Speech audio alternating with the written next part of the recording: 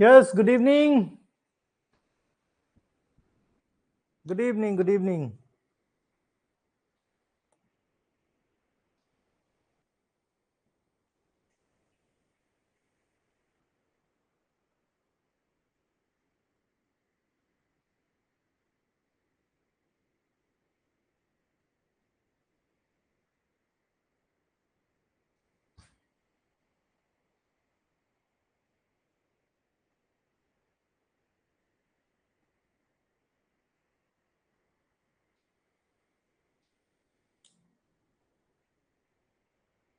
Yes, good evening, good evening. चलो भाई शुरू किया जाए.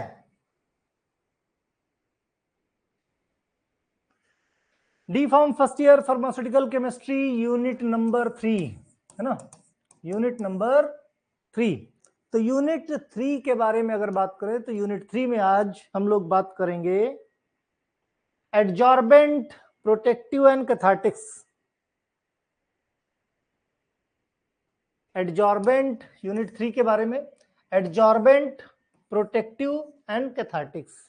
क्या होता है भाई एडजॉर्बेंट, प्रोटेक्टिव, कैथार्टिक्स? नाम सुना है कभी? उम्मीद है कि जीआईटी एजेंट, गैस्ट्रोइंटेस्टाइनल एजेंट क्या होते हैं उनके बारे में, दूसरा एसिडिफाइंग एजेंट क्या होते हैं, और एंट एसिड. ये टॉपिक हमने ऑलरेडी कवर कर लिए हैं. इन टॉपिक में उम्मीद है तुम्हें कोई समस्या नहीं होगी. राइट. तो एडजॉर्बेंट, प्रोटेक्टिव एंड कैथार्टिक्स शुरू करते हैं. तो गैस्ट्रोइंटेस्टाइनल ट्रैक्ट या गैस्ट्रोइंटेस्टाइनल एजेंट का लास्ट टॉपिक है. क्लियर? अब देखो यहां पे बात आती है एडजॉर्बेंट. एक एक चीज यहीं पे समझ लो, बेसिक्स क्लियर हो जाएंगे. Protective, cathartics. एडजॉर्बेंट क्या होते हैं? ये क्या करते हैं कि जैसे किसी को लूज मोशन हो रहा है, किसी को मान लिया लूज मोशन या डायरिया हो गया है ना, लूज मोशन या डायरिया हो गया, या फिर किसी ने पॉइजन खा लिया, तो उन केसेस में क्या करते हैं? एडजॉर्बेंट देते हैं. क्या है? एडजॉर्बेंट देते हैं. एडजॉर्बेंट क्या करता है? एडजॉर्बेंट देखो, एक होता है एब्जॉर्ब, एब्जॉर्ब, और एक होता है एडजॉर्ब. दोनों चीजों, दोनों अलग अलग चीजें हैं. जब एब्जॉर्प्शन की बात आएगी, सपोज करो ये है ना, जब कोई चीज एब्जॉर्प्शन, इसके अंदर प्रॉपर्टी है एब्जॉर्प्शन वाली, तो एब्जॉर्प्शन वाली अगल बगल की जो चीजें होंगी वो इसके अंदर आ जाएंगी, इसके अंदर आ जाएंगी. इसको हम बोलते हैं एब्जॉर्प्शन. जैसे पानी में रुई डाल दो तो रुई क्या करेगा? पानी को एब्जॉर्ब कर लेगा. राइट. पानी इस रुई के अंदर आ गई. फिर दूसरा टर्म आता है एडजॉर्ब. एडजॉर्ब क्या करेगा? ये ऐसी चीज है कि जिसको डाल दो तो इसके अंदर नहीं, जो चीजें होंगी, जो चीजें होंगी उसको अपनी सरफेस पे ही चिपका लेगा. इसको बोलते हैं एडजॉर्प्शन. ये अपनी सरफेस पे चिपका लेता है. अब जैसे किसी ने कोई पॉइजन खा लिया है ना, और हमको भाई मालूम है कि भाई पॉइजन खाया है उसने. कुछ केसेस होते हैं ये नहीं मालूम होता है, तो इसीलिए हमारे पास अलग अलग तरीके के एडजॉर्बेंट होते हैं. एक यूनिवर्सल एडजॉर्बेंट होता है जिसको हम बोलते हैं चारकोल, कोयला. जब ये ना पता हो कि कौन सा पॉइजन खाया है तो चारकोल का इस्तेमाल करते हैं, उसको बोलते हैं यूनिवर्सल एडजॉर्प्शन. जैसे ही वो हमारे स्टमक में जाता है, पेट में जैसे ही जाएगा कौन? चारकोल. वो क्या करेगा? जितना भी पॉइजन होगा उसको अपनी सरफेस पे चिपका लेगा. मैंने बताया ना, एक होता है एब्जॉर्प्शन, एक होता है एडजॉर्प्शन. एब्जॉर्प्शन जो पहला वाला है उसमें जो भी केमिकल होगा वो इसके अंदर तक आ जाएगा. ठीक. और एडजॉर्प्शन अपनी सरफेस पे ही अटैच कर लेता है जो भी पॉइजन होता है.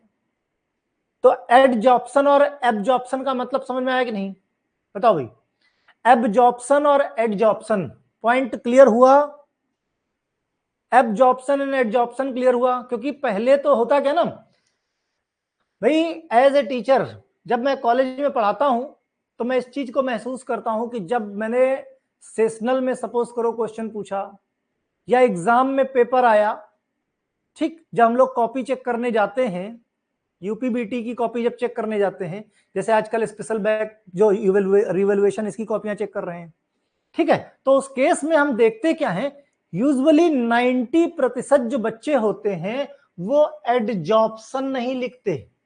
पेपर में पूछा गया short note on adsorption, yes 12th में था वो अलग केस है, लेकिन 12th यहां कितने बच्चों ने सीरियसली पढ़ा है, तो तुमने पढ़ा इस बात पे हम बिल्कुल, तुमने पढ़ा नहीं पढ़ा वो अलग मैटर है, यहां पे पढ़ना है ना। तो ज्यादातर 90% बच्चे उसको एब्जॉर्प्शन ही लिखते हैं। भाई इतने सालों से मैं कॉपी चेक कर रहा हूं, मैं बहुत रेयर कुछ ही बच्चों को देखता हूं कि वो एडजॉर्प्शन शब्द का इस्तेमाल करते हैं। जब एडजॉर्प्शन आता है, एक बार और बता दे सूरज, ओके है ना, एडजॉर्प्शन आता है तो बच्चों को लगता है ये मिसप्रिंट हो गया है, गलत छप गया है, क्योंकि उन्होंने एडजॉर्प्शन नहीं सुना, उन्होंने हमेशा एब्जॉर्प्शन सुना है। तो एक बार और देख लो इसको, है ना भाई, देखो सिंपल सी चीज है, एक होता है, एक मिनट एक बार देख लो फिर बताते हैं।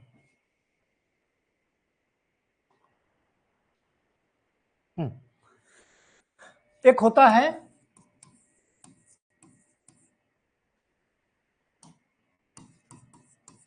एब्जॉर्प्शन, एक होता है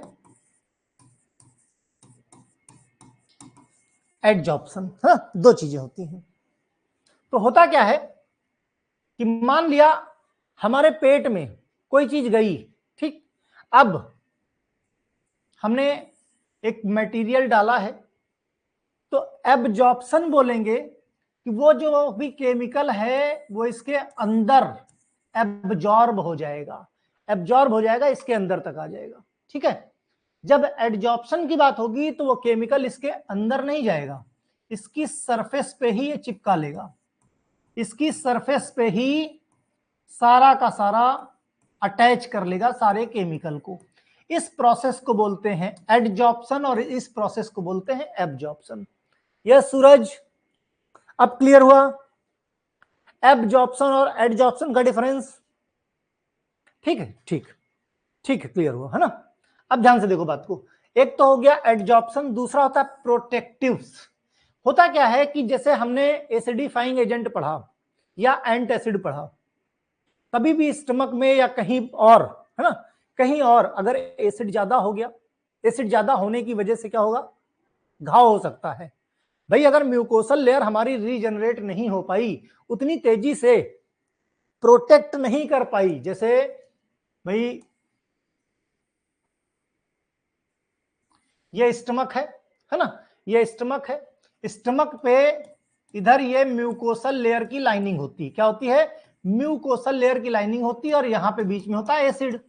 एसिड लगातार म्यूकोसल लेयर को डिसॉल्व करता रहता है, और म्यूकोसल लेयर, म्यूकस लेयर जो म्यूकस सिक्रीशन करती है, जो प्रोटेक्शन करती है स्टमक का, अगर यही लेयर ना हो तो इतना स्ट्रॉन्ग एसिड होती है पेट को फाड़ के बाहर ले आए, राइट, लेकिन इसकी वजह से बचा रहता है। तो अगर कहीं एसिड की मात्रा ज्यादा हो गई और यहां पे म्यूकोसल लेयर नहीं बन पाई और एसिड छू गया, तो यहां क्या हो जाएगा, यहां घाव हो जाएगा, और घाव को बोलते हैं अल्सर। ठीक, घाव को बोलते हैं अल्सर। यहां पे भी हो सकता है, डियोडिनम में भी हो सकता है, इसोफेगस में भी हो सकता है, इसोफेगस में भी हो सकता है, डियोडिनम भी हो सकता है। कहीं पर जहां पर भी अल्सर हो जाए तो उसको फिर क्या करेंगे, हम प्रोटेक्टिव्स देते। होता क्या है, मान लिया घाव हो गया, अब घाव है, घाव को ठीक होने के लिए समय चाहिए भाई, जैसे आपको चोट लग गई तो पट्टी बांध दी जाती है ना, ड्रेसिंग की जाती, क्यों की जाती है ड्रेसिंग, कि घाव को छेड़ा ना जाए, जो एक्सटर्नल एटमॉस्फेयर है उससे घाव तुम्हारा बचा रहे। अब उस घाव को खोल दिया तुमने, मान लिया, और खोल के दिन भर उस पर उंगली कर रहे हो, लकड़ी करते जा रहे हो, घाव कभी सूख पाएगा क्या, कभी भर पाएगा, हील अप हो पाएगा क्या, नहीं हो पाएगा। ठीक उसी तरीके से जब कहीं घाव हो जाता है तो अल्सर पेनफुल होता है भाई, फिर एसिड छुएगा और दर्दनाक होगा, तुम खाना खाते हो तेल मसाले वाले और दर्द होगा। तो ऐसे केस में प्रोटेक्टिव्स का इस्तेमाल किया जाता है। किसका, प्रोटेक्टिव का इस्तेमाल किया जाता है। प्रोटेक्टिव क्या करता है, प्रोटेक्टिव इस घाव के ऊपर लेयर बना देता है, ठीक है। हर्ष शर्मा ऑलरेडी बेटा 2 बार मैंने समझाया, इस वीडियो को जब कल मॉर्निंग में देखोगे ना तो तुमको समझ में आ जाएगा, और नहीं समझ में आता तो कल के लेक्चर के पहले बता देना, फिर समझा देंगे। होता क्या है, देखो क्या है ना, तुमने लेट ज्वाइन किया, अभी जस्ट तुमने ज्वाइन किया है, तो एब्जॉर्प्शन और एडजॉर्प्शन में 2 बार समझा चुका हूं। एक बार वीडियो देख लेना, नहीं समझ में आता तो मैं फिर समझा दूंगा, ठीक, क्लियर। क्योंकि वही चीजें बार बार देखोगे तो रिकॉर्डिंग में वीडियो देखने में बोर हो जाओगे। तो अल्सर के ऊपर क्या है, प्रोटेक्टिव लेयर बना लेता है। अब होता क्या है, प्रोटेक्टिव लेयर जब बना लेता है तो चाहे एसिड इसके ऊपर एक्सप्लोर हो जाए, है ना, एक्सपोज हो जाए, या खाने का तेल मसाला एक्सपोज हो जाए, ये घाव को प्रोटेक्ट करके रखता है, इसीलिए इसको प्रोटेक्टिव बोलते हैं। तो सफिशिएंट समय के लिए, ठीक भाई, घाव का अपना एक टाइमलाइन होता है, उतनी देर में उतने समय में भाई डोज होती है कि भाई 4 घंटे पे लेनी है, 24 घंटे पे लेनी, जितनी प्रोटेक्टिव की अपनी सेल्फ लाइफ हो उस हिसाब से लेनी है। तो जिसकी वजह से ये घाव छुपा हुआ रहता है, छुप जाता है प्रोटेक्टिव लेयर से, और उसको घाव भरने के लिए सफिशिएंट समय मिल जाता है। तो ये काम करते हैं प्रोटेक्टिव। फिर बात करते हैं कैथार्टिक्स की। कैथार्टिक्स क्या करते हैं, ये पानी को एब्जॉर्ब करके स्टूल में, जैसे किसी को कॉन्स्टिपेशन हो जाता है ना, किसी को कॉन्स्टिपेशन हो जाता है तो फिर उसको कैथार्टिक्स देते हैं। कैथार्टिक्स क्या करता है, जो हमारी गैस्ट्रोइंटेस्टाइनल ट्रैक्ट है उसके पेरिस्टाल्टिक मूवमेंट को बढ़ा देते हैं। मींस कह सकते हो कि फीसेस को आराम से जीआईटी ट्रैक्ट के क्लीनिंग का काम करते हैं, बाउल मूवमेंट को तेज कर देते हैं। किसी को कॉन्स्टिपेशन हो गया, टाइट मोशन हो गया तो उसको दिक्कत हो जाती है, तो उसको कैथार्टिक्स देते हैं, ठीक। तो इसमें कौन कौन से टर्मिनोलॉजीज आएंगी आगे हम बात करेंगे। फिलहाल आई होप कि एडजॉर्बेंट क्या होते हैं, प्रोटेक्टिव क्या होते हैं, कैथार्टिक्स क्या होते हैं, इसके बारे में थोड़ी बहुत जानकारी मिल गई होगी, ठीक। एक बार सिलेबस पे नजर डालते हैं, उसके बाद आगे बढ़ते हैं। देखो जीआईटी ट्रैक्ट हम पढ़ रहे थे, क्या है, हम गैस्ट्रोइंटेस्टाइनल एजेंट पढ़ रहे थे, जिसमें हमने एंटासिड पूरा पढ़ लिया, हमने एसिडिफाइंग एजेंट पढ़ लिया। आज हम लोग एडजॉर्बेंट, प्रोटेक्टिव, कैथार्टिक्स पढ़ेंगे। इस तरीके से आज हमारा गैस्ट्रोइंटेस्टाइनल एजेंट खत्म हो जाएगा। नेक्स्ट लेक्चर में हम टॉपिकल एजेंट शुरू भी करेंगे और कोशिश करेंगे कि टॉपिकल एजेंट एक ही लेक्चर में हमारा खत्म हो जाए। उसी तरीके से डेंटल प्रोडक्ट भी हमारा एक ही लेक्चर में खत्म हो जाए, मेडिसिनल गैसेस भी हमारा एक ही लेक्चर में खत्म हो जाए। तो आने वाले 1 2 3 है ना, आने वाले 3 लेक्चर में हमारी यूनिट सेकंड, यूनिट थर्ड हमारी पूरी तरीके से खत्म हो जाएगी केमिस्ट्री की। क्लियर, चलो भाई स्टार्ट किया जाए आज की कहानी। आज की कहानी में प्रोटेक्टिव एंड एडजॉर्बेंट की बात पहले करेंगे, बाद में करेंगे कैथार्टिक्स की बात। प्रोटेक्टिव क्या होते हैं, एडजॉर्बेंट क्या होता है, हमने ऑलरेडी आपको बता दिया। Adsorbent these are the substance that can be adsorb, यानी अटैच कर लेते हैं। किसको अटैच कर लेते हैं, चाहे नुकसानदायक गैसेस हो, चाहे टॉक्सिन्स हो, चाहे पॉइजन हो, बैक्टीरिया हो, help to clean the GIT by binding harmful substance. ये क्या करते हैं, जो भी नुकसानदायक सब्सटेंस होते हैं उसको बाइंड कर लेते हैं, अपनी सरफेस पे अटैच कर लेते हैं और फिर जीआईटी ट्रैक के बाहर ले जाने का काम करते हैं, जिससे हमारा जीआईटी ट्रैक बिल्कुल क्लियर रहे। मेन फंक्शन क्या है एडजॉर्बेंट का, they reduce the absorption of toxin. Point note करने वाला है कि जो एडजॉर्बेंट होता है, ध्यान से देखो, इंपॉर्टेंट पॉइंट है, दिमाग को खोल के बैठो। एडजॉर्बेंट क्या करता है, ये रिड्यूस करता है एब्जॉर्प्शन को। क्या करता है, रिड्यूस करता है एब्जॉर्प्शन को। कैसे रिड्यूस करेगा, सपोज करो ये हमारा है ना स्टमक है, ठीक। अब कोई इंसान है डिप्रेशन में आके उसने पॉइजन खा लिया, क्या खा लिया, पॉइजन, जहर खा लिया, ठीक। अब उस केस में क्या करोगे, एडजॉर्बेंट तुरंत दिया गया, एडजॉर्बेंट तुरंत दिया गया, एडजॉर्बेंट, एडजॉर्बेंट आया, है ना।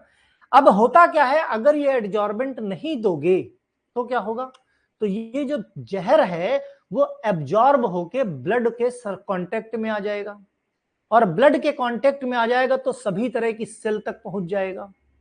इसीलिए जब किसी को सांप काटता है, कोई पॉइजन खाता है, किसी को गोली लगती है, तो कहा जाता है उसको घबराने मत देना, कूल एंड काम रखो, जगते रहे, है ना। इन सब चीजों से होगा क्या कि ब्लड सर्कुलेशन नॉर्मल होगा, और जब ब्लड सर्कुलेशन नॉर्मल होगा तो बहुत कम चांसेस, बहुत तेजी से ये इसका एब्जॉर्प्शन नहीं होगा। जहां ब्लड प्रेशर तेज हुआ, हार्ट रेट जहां तेज हुई, बहुत तेजी से फिर इसका एब्जॉर्प्शन चालू हो जाएगा।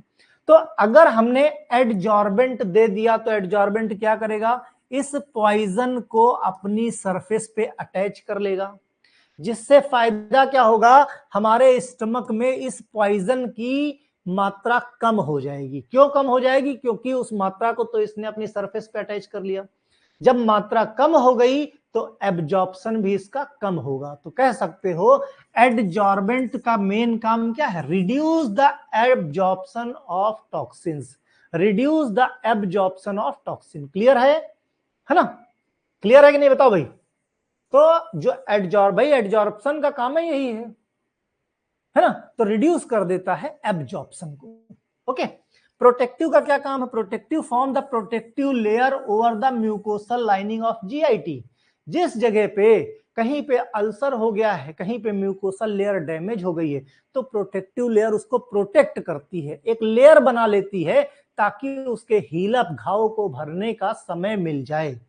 राइट, एग्जाम्पल जैसे बिस्मथ सब कार्बोनेट, आगे जाके देखेंगे इसके बारे में डिटेल में। कैओलिन की बात करते हैं, एडजॉर्बेंट का काम करता है डायरिया में। उसी चीज की हिंदी है, एडजॉर्बेंट क्या होते हैं, प्रोटेक्टिव्स क्या होते हैं, हिंदी में देख लेना भाई, है ना। देखो क्या है, एडजॉर्बेंट ऐसे पदार्थ हैं जो गैसों, विषाक्त पदार्थों यानी जो टॉक्सिन्स होते हैं, या फिर जहर, बैक्टीरिया को अवशोषित यानी चिपकाने का काम करते हैं ना, चिपकाने यानी सरफेस पे ही चिपका लेते हैं।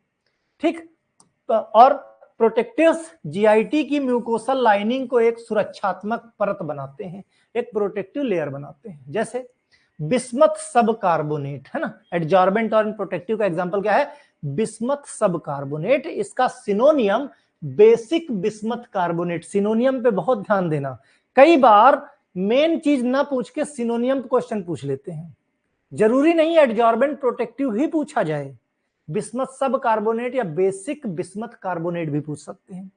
मॉलिक्यूलर फॉर्मूला बहुत आसान है, बिस्मथ ऑक्साइड का होल ट्वाइस कर दो और कार्बोनेट CO3 तुमको मालूम है, तो क्या नाम है, बिस्मथ सब कार्बोनेट।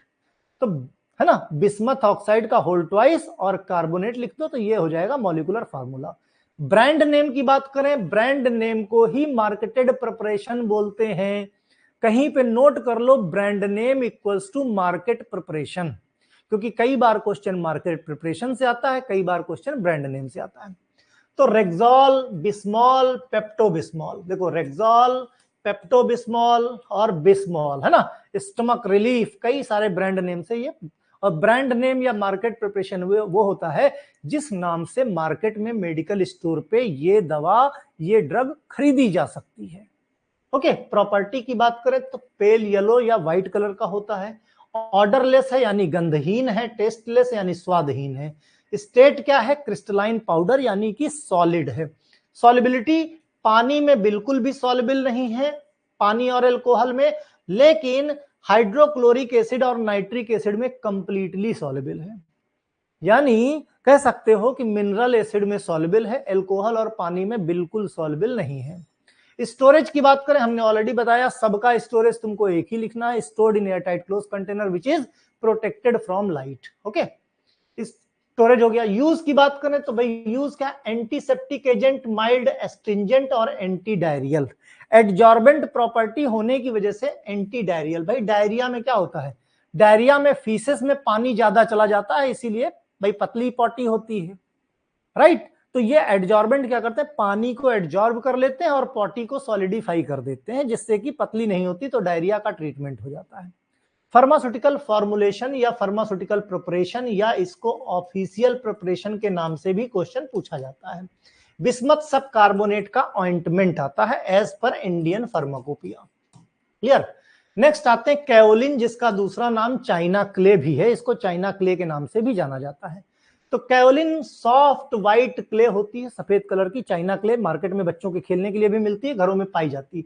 ये क्या होती है, बेसिकली हाइड्रस एल्यूमिनियम सिलिकेट। कोई पूछे, कई बार एमसीक्यू में पूछ लेते हैं कि चाइना क्ले होती है तो क्या होती है, hydrous aluminium silicate. It forms when the granite या इग्निशन फेल्डस्पार रॉक्स जो होती हैं, या फिर मॉइस्ट या हॉट क्लाइमेट जहां पे होता है वहां पे ये बेसिकली रॉक्स पाई जाती है। इनकी लोकेशन है जिससे कोई मतलब नहीं। तुमको मतलब किस पे रखना है, व्हाइट कलर की मिट्टी होती है चाइना क्ले, जिसमें बिल्कुल दरदरापन नहीं होता, बहुत चिकनी मिट्टी होती है, इसको हम हाइड्रस एल्यूमिनियम सिलिकेट भी बोलते हैं, सिनोनियम में इसको चाइना क्ले। मॉलिक्यूलर फॉर्मूला नहीं पूछा जाता है, फिर भी अगर पूछा जाए तो ध्यान रखना एल्यूमिनियम ऑक्साइड और सिलिकॉन ऑक्साइड का हाइड्रेटेड फॉर्म है। एल्यूमिनियम ऑक्साइड और सिलिकॉन ऑक्साइड का हाइड्रेटेड फॉर्म होता है। ब्रांड नेम की बात करें तो कैओमिक्स, कैओलिन पैक्टिन, देखो कैओलिन मिक्सचर और कैओलिन पैक्टिन, कैओटिन, ठीक, कैओमिक्स, ये सारे क्या ब्रांड नेम है जिस नाम से आप मार्केट में इसको ढूंढ सकते हो। प्रॉपर्टी की बात करें सफेद कलर का होता है। ऑर्डर की बात करें गंधहीन है, कोई भाई मिट्टी है कोई गंध नहीं होती है।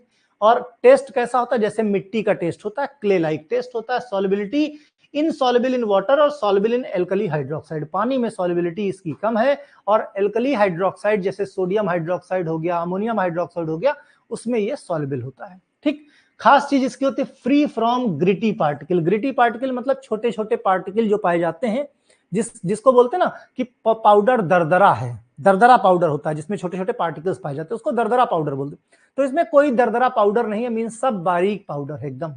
ठीक, storage stored in air tight close container, और कंटेनर कैसे होंगे, एयर टाइट होंगे और रेजिस्टेंट होंगे, है ना। यूज की बात करें तो प्रोटेक्टिव एडजॉर्बेंट की तरह यूज होता है। ट्रीटमेंट फूड पॉइजनिंग, किसी को फूड पॉइजनिंग हो जाए तो चाइना क्ले दे दो, वो क्या एडजॉर्ब कर लेता है। डस्टिंग पाउडर, कैओलिन पॉइजनिंग, एल्कलॉइड की पॉइजनिंग किसी को हो गई, किसी ने कोई एल्कलॉइड खा लिया, ज्यादा खा लिया, ओपियम खा लिया, धतूरा खा लिया, पॉइजन हो जाता है। चाइना क्ले दे दो तो पेट में जाके उसको एडजॉर्ब कर लेता है ना। Pharmaceutical formulation kaolin solution as per Indian pharmacopoeia. अब देखो कैओलिन दो तरीके के हैं, एक लाइट कैओलिन, एक हैवी कैओलिन। लाइट चाइना क्ले और हैवी, है ना। तो जाहिर सी बात लाइट होगी, इसका मतलब इसमें जो भी हमको मिलता है ये इंप्योरिटी से फ्री होके मिलता है। लाइट है, हल्का है, मतलब इसमें चीजें कम होंगी, यानी इंप्योरिटीज नहीं होंगी। तो नेचुरली ये hydrated aluminium silicate free from most of impurity. और फ्री कैसे किया जाता है, बाई इल्यूट्रिएशन मेथड, और ड्राई करके इस्तेमाल किया जाता है। फिर हैवी कैओलिन, हैवी कैओलिन इसका मतलब इसमें बहुत सारे इंग्रेडिएंट होंगे, चाइना क्ले के साथ साथ मैग्नीशियम सॉल्ट, है ना, सल्फर सॉल्ट, ये सब होंगे। Purified naturally hydrated aluminium silicate with variable composition, means इसीलिए इसको हैवी बोलते हैं क्योंकि इसमें कई सारे कंपोजिशन मिले होते हैं, और ये एकदम फ्री होता है, एकदम प्योर फॉर्म में होता है, इसीलिए ये हल्का होता है। नेक्स्ट आता है कैथार्टिक्स। कैथार्टिक्स कहते हैं किसी को अगर कॉन्स्टिपेशन हो जाए तो कैथार्टिक्स, जैसे इनेमा वगैरह का नाम सुना होगा कि भाई किसी को जैसे कोई मेजर सर्जरी हुई है ना, तो उसको पॉटी नहीं हो रही तो इनेमा दे दिया जाता है। या छोटे बच्चे किसी के यहाँ पे हों, 2-4-6 महीने के बच्चे होते हैं तो बच्चे क्या 3-3 4-4 दिन पे पॉटी करते हैं। या पानी कम पीते हैं या माँ का दूध कम पीते हैं तो पॉटी टाइट हो जाती है, तो दर्द ज्यादा होता है, इस वजह से भी वो पॉटी ट्राई नहीं करते। तो क्या करते हैं कि सपोजिटरीज लाके लगा देते हैं। उस सपोजिटरी में क्या होता है, यही सारे कैथार्टिक्स होते हैं। तो cathartics are also known as purgative, laxative या इनेमा। इसी कैथार्टिक्स की कैटेगरी में परगेटिव, लग्जेटिव, इनेमा वगैरह आते हैं, जो कि एक तरह के मेडिसिनल एजेंट होते हैं। इनका काम होता है increase the bowel evacuation, potty को शरीर से बाहर निकालना इनका बेसिक काम होता है। Cathartics they are also used to clear the bowel prior to surgery. कई लोगों की जब मेजर सर्जरी होती है तो आप सोच के देखो, सर्जरी के दौरान कोई डर के पॉटी कर दे तो खराब लगेगा ना, वहां पे अजीब सी स्मेल आएगी, डॉक्टर कंसंट्रेट नहीं कर पाएंगे। तो क्या होता है, जब भी मेजर सर्जरी होती है तो यही कैथार्टिक्स इनेमा लगा के आप सर्जरी के पहले उनका बाउल पूरा, मींस एलिमेंट्री कैनाल क्लियर कर दी जाती है। Okay, cathartics are the drug that increase the peristaltic movement.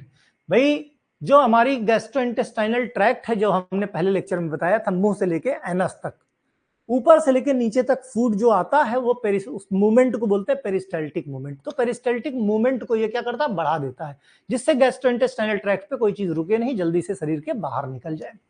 ठीक, laxative have the mild cathartic action. Laxative क्या होते हैं, लग्जेटिव कैथार्टिक्स की ही प्रॉपर्टी है, लेकिन उसमें माइल्ड यानी हल्का कैथार्टिक्स नेचर होता है। परगेटिव स्ट्रॉन्ग कैथार्टिक्स होते हैं। भाई लग्जेटिव परगेटिव सुना होगा नाम, तो जो लग्जेटिव होते हैं वो भी कैथार्टिक्स होते हैं लेकिन कम कैथार्टिक्स होते हैं, लेकिन जो परगेटिव होते हैं वो उनमें स्ट्रॉन्ग कैथार्टिक्स कैरेक्टरिस्टिक होती है। कैथार्टिक्स याद रहे, कैथार्टिक्स और कुछ नहीं, कॉन्स्टिपेशन किसी को है तो कॉन्स्टिपेशन, जिसको पॉटी नहीं हो रही है उसको पॉटी कराने में मदद करता है, बस इतना ध्यान रखो, मतलब बेसिक एकदम देसी लैंग्वेज में यही समझो। Cathartics are used to treat constipation. Constipation is the condition in which there is the difficulty in evacuation of fecal method. Fecal method क्या होता है? फीकल मेथड हार्ड हो जाता है, सूख जाता है, ज्यादातर केस में ओवरडोज हो जाती है दवाओं की, ज्यादातर केस में पेशेंट अगर हॉस्पिटलाइज है, ज्यादातर केस में कोई पानी कम पीता है।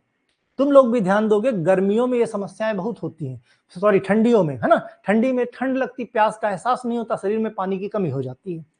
तो कैथार्टिक्स, जिन्हें परगेटिव या लग्जेटिव भी कहा जाता है, ऐसी औषधि एजेंट होते हैं जो आंतों को तेजी से और अधिक प्रभावी ढंग से निकालते हैं, साफ करने में मदद करते हैं, जिससे शौच की प्रक्रिया होती है। Clear?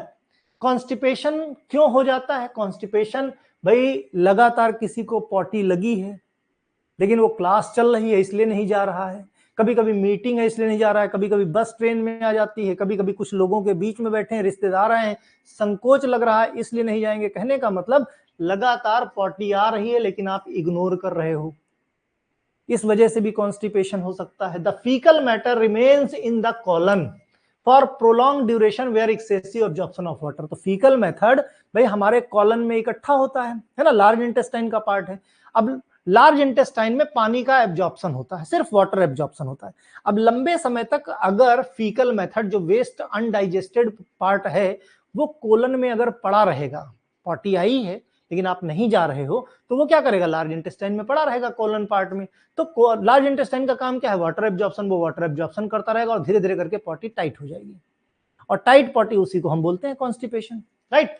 Take place leading to dry और हार्ड फीकल मेथड, या फिर अगर खाने में फाइबर्स कम है या लिक्विड कम ले रहे हो, लैक ऑफ फिजिकल एक्सरसाइज, सिर्फ खाली लेटे लेटे खा पी रहे हो, है ना, कोई फिजिकल एक्सरसाइज नहीं, या देखते होगे कभी कभी किसी को इमोशनली टेंशन, किसी की गर्लफ्रेंड दूसरे के साथ भाग गई हो तो टेंशन हो जाती है, लोग खाना पीना दोनों बंद कर देते हैं, तो ये समस्याएं आती हैं। इंटेस्टाइनल स्पाज्म, अगर इंटेस्टाइन में दर्द है, चेंज इन्वायरमेंट, इन्वायरमेंट चेंज हुआ है, सर्दी गर्मी किसी को हो गई है, साइड इफेक्ट ऑफ ड्रग, कोई दवाएं खा रहा है तो दवा के भी साइड इफेक्ट हो जाते हैं कॉन्स्टिपेशन की वजह से। ठीक, तो आहार में फाइबर की कमी, तरल पदार्थ, हिंदी क्या है। अब इसमें मदद क्या करता है, सोडियम पोटेशियम टार्टरेट, जिसको बोलते हैं रोचले सॉल्ट। रोचले सॉल्ट क्या होता है, ये फिल इन द ब्लैंक्स में पूछा जाता है। तो क्या होता है भाई, सोडियम पोटेशियम टार्टरेट होता है ना, जिसको सिग्नेट सॉल्ट भी बोलते हैं। इसका मॉलिक्यूलर वेट की बात करें तो 282 होता है। अगर किसी को, वैसे पूछा नहीं जाता, मॉलिक्यूलर स्ट्रक्चर अगर याद करना हो तो सिंपल 4 सी बना लो, सिंपल 4 सी बना लो, है ना, और ऊपर और नीचे वाले में CO, इसमें K लगा दो, CO सोडियम लगा दो। ठीक, इधर H इधर OH कर दो, और इसमें ठीक उल्टा कर दो, इधर OH इधर H कर दो। इसी को बोलते हैं सोडियम पोटेशियम टार्टरेट। जरूरी नहीं है इस स्ट्रक्चर को याद करना, लेकिन अगर कोई याद करना चाहे तो आराम से याद कर सकता है, पेपर में बड़ा अच्छा इंप्रेशन पड़ता है स्ट्रक्चर का।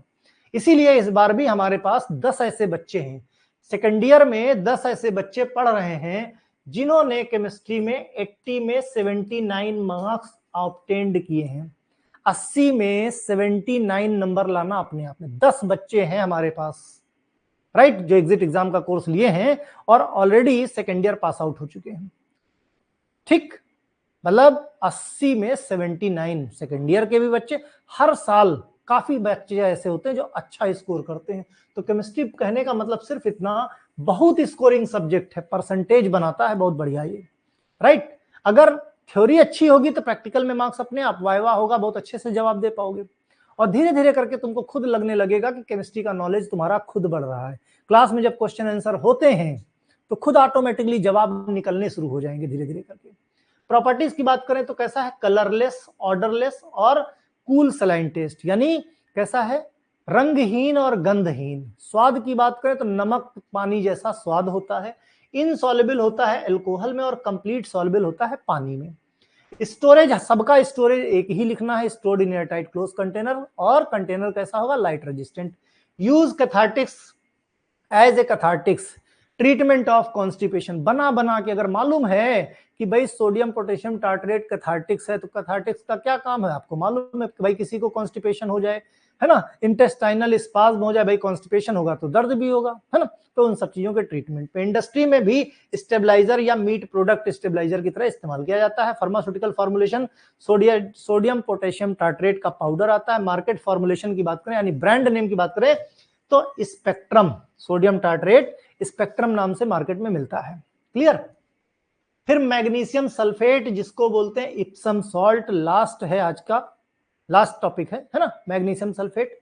Magnesium sulphate hydrated form of, भाई मैग्नीशियम सल्फेट सिंपल MgSO4, इसको मैग्नीशियम सल्फेट बोलते हैं। हाइड्रेटेड फॉर्म क्या है, इसमें 7 मॉलिक्यूल वाटर के लगे हुए हैं, इसको इप्सम सॉल्ट या बिटर सॉल्ट के नाम से जाना जाता है। बहुत इंपॉर्टेंट, याद रखना, कैथार्टिक्स में मैग्नीशियम सल्फेट सबसे ज्यादा इंपॉर्टेंट है, इप्सम सॉल्ट या बिटर सॉल्ट के नाम से जाना जाता है।